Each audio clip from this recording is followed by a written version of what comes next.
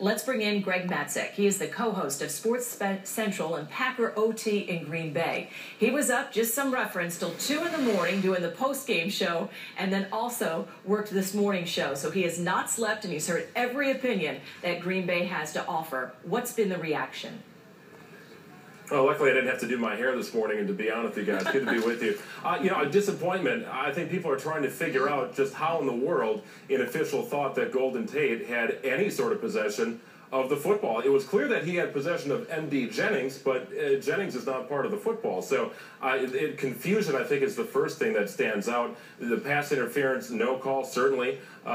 Position was not attained by the officials to make that call. And then the confusion of the officials once they had stood over the ball carriers at that time, or ball carrier, I should say, in Jennings. One wanted to call it a touchback, one wanted to call it an interception, one was looking at the other, nobody knew what to do, and it was just an all-out mess. Greg, what's your reaction when you hear this NFL statement and it says that, in fact, Wayne Elliott, the referee last night, saw no indisputable video evidence to overturn the play, and that the NFL officiating department reviewed the video today and supports the decision not to overturn the on-field ruling? Well, it doesn't surprise me. I mean, Roger Goodell cannot go out and totally reverse this call, because all it does is jeopardize his standing as a leader among the replacement crew that is out there right now. He cannot do that. It just undermines the entire crew. We're undermining the entire crew because it's well-deserved, but Goodell can't do that. So I guess the ruling does not surprise me, and it really shouldn't surprise anybody in Packer Nation or Seahawk Nation or around the nation for that matter. But, obviously what needs to be done is to get the officials back who deserve to be on the field. It's like asking a first-year medical student to perform open-heart surgery. You kind of get the feeling they have an idea what to do, but when it gets down to it, you're not going to trust them day in and day out. It's a complete mess. It needs to change immediately, and unfortunately, it got to this point in Week 3 where a game's balance was in the hands of the officials, and they chose wrong.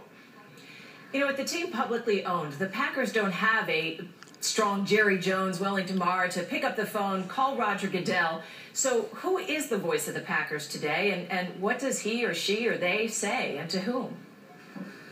Yeah, it's a great question. And Mark Murphy, really, the president and CEO of the Packers, kind of acts in that role of an owner and is part of all the meetings that the owners are a part of. He is that representative. Now, certainly 360,000 stockholders behind Packer Nation have an awful lot to say, but their message doesn't always get toward Roger Goodell. But, really, to get this thing all turned around, we need the owners to put pressure on Roger Goodell. And for that to happen, you're going to need the coaching staffs of each of the 32 teams in the NFL to look at their owners in the eye and say something needs to be done. It's going to cost coaches jobs. It's going to cost players roles on their team. It might cost injury. And in this case, it cost the Packers a game and a head-to-head tiebreaker against the Seattle Seahawks should they be in playoff contention.